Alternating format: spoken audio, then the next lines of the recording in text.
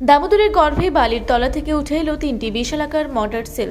গতকাল বাঁকুড়া সোনামুখী থানার ডিহিপাড়া গ্রাম পঞ্চায়েতের রাঙ্গামাটি ফেরিঘাট সংলগ্ন এলাকায় পে লোডার দিয়ে বালি তোলার সময় বালির স্তরের মধ্যে থেকে সেলগুলি উঠে আসে।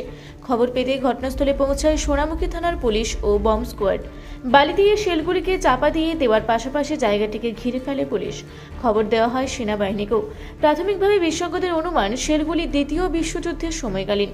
বাঁকুড়া জেলা দ্বারকেশ্বর ও দামোদর নদীর বালি উত্তোলনের সময় একাধিকবার মর্টার সেল উদ্ধারের ঘটনা ঘটেছে, তবে প্রত্যেকবারই উদ্ধার হয়েছে একটি বা দুটি সেল।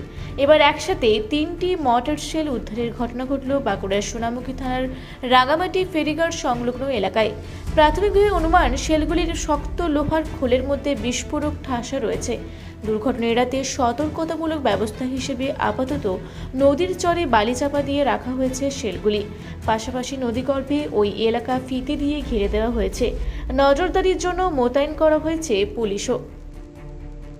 আপনারা দেখছেন রূপসী বাংলা মিডিয়া। এখন একটা ছোট্ট বিরতি, ফিরে আসছি বিরতির পর। পুরুলিয়ায় পাত্রপাত্রী যোগাযোগের একমাত্র বিশ্বস্ত প্রতিষ্ঠান বিবাহ পরিচয়। আপনার মনের মতো জীবনসঙ্গী খুঁজতে পাশে রয়েছে বিবাহ পরিচয়। তাই আর দেরি না করে আজই যোগাযোগ করুন বিবাহ পরিচয়। Municipality commercial complex, 2nd floor, Chaibasa road, opposite PWD office, Purulia. Mobile নম্বর 9232440272। ফিরে এলাম বিরতির পর। আপনারা দেখছেন রূপসী বাংলা মিডিয়া।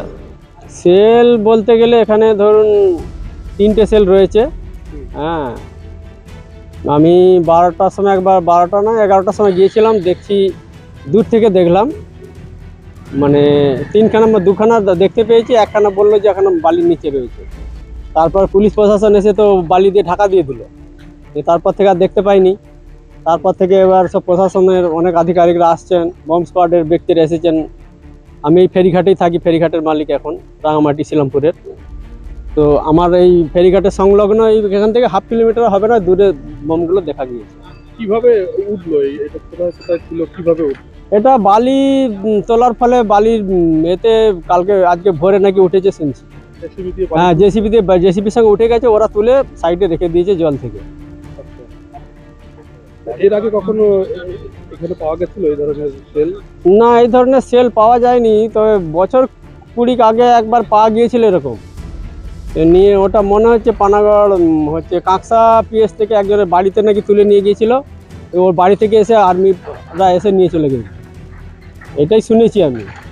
তারপর থেকে তো আর শোনা যায়নি কোনো কিছু। হ্যাঁ, প্রধান বড়বাবু এসেছেন এখানে, আইসি সাহেব এসেছেন সোনামুখী, হ্যাঁ ছোটোবাবু এসেছেন, আরও অনেক পুলিশ স্টাফ, সিভিক ভলেন্টিয়াররা অনেকেই এসেছেন এবং সমস্ত জায়গাটা ব্যারিকেড করে দিয়েছেন। এখন সাধারণ পাবলিক এখন ঠিকমতো খবর পায়নি, তাও ওই বিকেল দিকে ভিড় লেগেছে, অনেক দূরে ব্যারিকেড করে দিয়েছেন, কেউ সামনাসামনি যেতে পারছে না। হ্যাঁ, আতঙ্ক তো একটু আছেই, বমের ব্যাপার। ধরুন আমাদের তো অভিজ্ঞতা নেই বম থেকে কি হতে পারে না হতে পারে। তো এখানে বম স্কোয়াডের আধিকারিক যারা এসেছেন ওরা বলছেন যে রেঞ্জ কিন্তু বিশাল, 5 কিলোমিটার পর্যন্ত এফেক্ট আসতে পারে এতে। মানে যে জিনিসটা ওনারা দেখেছেন, মানে বলছিলেন, শুনলাম গিয়ে। ওইটা এবার কিভাবে কি হবে আমরা তো আর বলতে পারবো না। আতঙ্ক তো আছেই মানুষের যে কি হবে না হবে এই বিষয়টা। আপনার নাম? আমার নাম কার্তিক জানা। পরিচয়? পরিচয় মানে এখানেই বাড়ি? হ্যাঁ, বাড়ি এখানেই আমার, সোনামুখী থানার মধ্যে অন্তর্গত লাল বাবা মানা গ্রামে আমি থাকি। মানে আমার বাঁকুড়া থেকে মানিক কর্মকারের রিপোর্ট, রূপসী বাংলা মিডিয়া।